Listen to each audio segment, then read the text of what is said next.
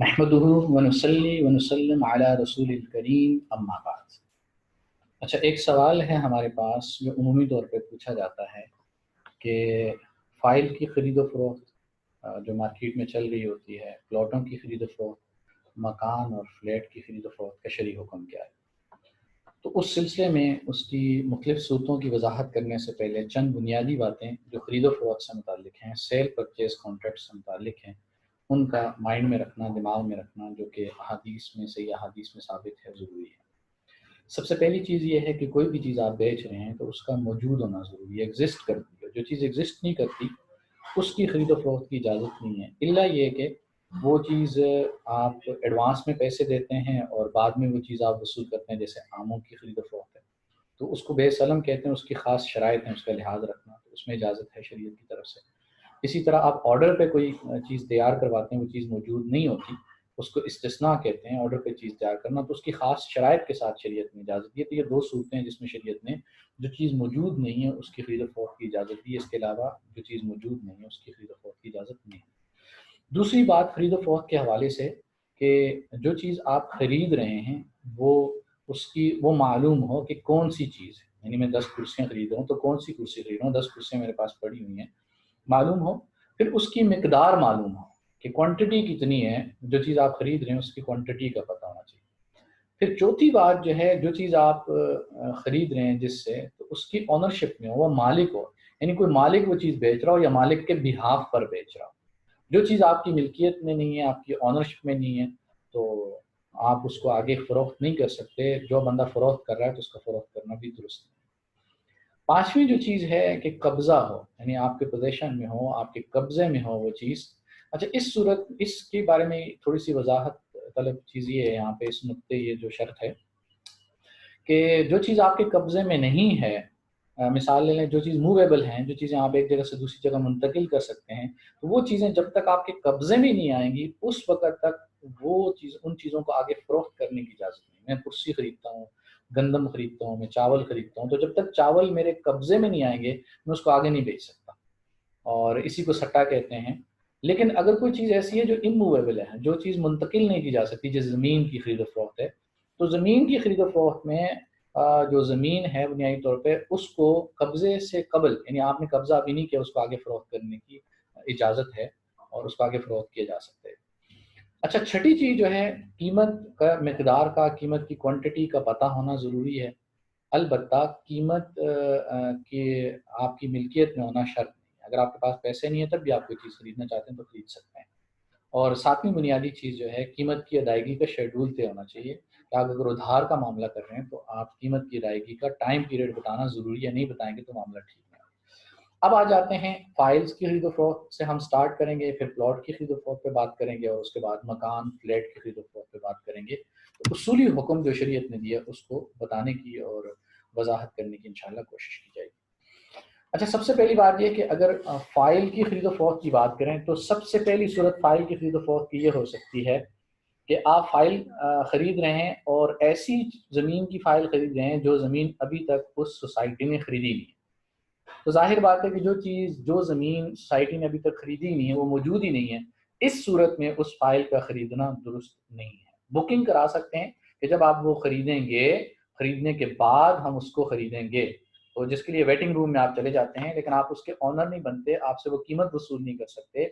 आप उसके खरीदने वाले खरीदार की हैसियत से चले जाते हैं, लेकिन खरीद नहीं रहे।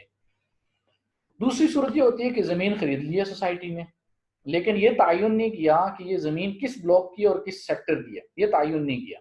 तो जब ज़मीन खरीद ली है लेकिन अभी तयन नहीं किया कि ये ए ब्लॉक की होगी, ये बी ब्लॉक की होगी, ये सेक्टर ए की होगी, ये सेक्टर बी की होगी, ये तयन नहीं किया, तो इस सूरत में भी इस फाइल की खरीदो-फरोख्त जो है ये दुरुस्त नहीं है। और तीसरी सूरत ये हो सकती है कि सोसाइटी ने ज़मीन भी खरीद ली है और ज़मीन का नक्शा भी तैयार कर लिया है और ये तयन भी कर लिया है कि ये सेक्टर ए की ज़मीन है, ये सेक्टर बी की ज़मीन है, ये ब्लॉक ए की ज़मीन है, ये ब्लॉक सी की ज़मीन है, ये ब्लॉक बी1 की ज़मीन है फॉर एग्जांपल।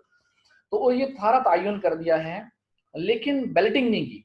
यानी जो ब्लॉक ए ने आपको प्लॉट आपको बेचा है, प्लॉट फाइल दी है जो ब्लॉक ए की या ब्लॉक बी की जो फाइल दी है, तो उस फाइल में ये तयन नहीं किया कि आपका जो 5 मरले का प्लॉट है वो पार्क के सामने है, मस्जिद के पास है, कहाँ पे, ये तायुन नहीं किया।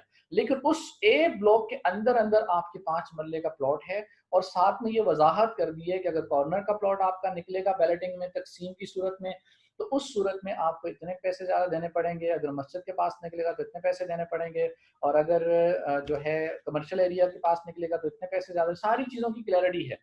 तो इस सूरत में अगर आपको कोई फ़ाइल मिलती है और आप ख़रीदना चाहते हैं तो इस सूरत में जो है फ़ुक़हा ने इजाज़त दी है। इख्तिलाफ़ है लेकिन बहरहाल इस सूरत में इजाज़त है कि ज़मीन ख़रीद ली है, ब्लॉक का तयन हो गया है, बैलेटिंग नहीं हुई, लेकिन इतना पता है कि प्लॉट 5 मरले की कीमत इतनी है और जो उसका जगह चेंज होगी तो उससे कीमत में भी फ़र्क आएगा। ये सारी चीज़ें कन्फर्म हैं, तो इस सूरत में फ़ाइल ख़रीदी जा सकती है।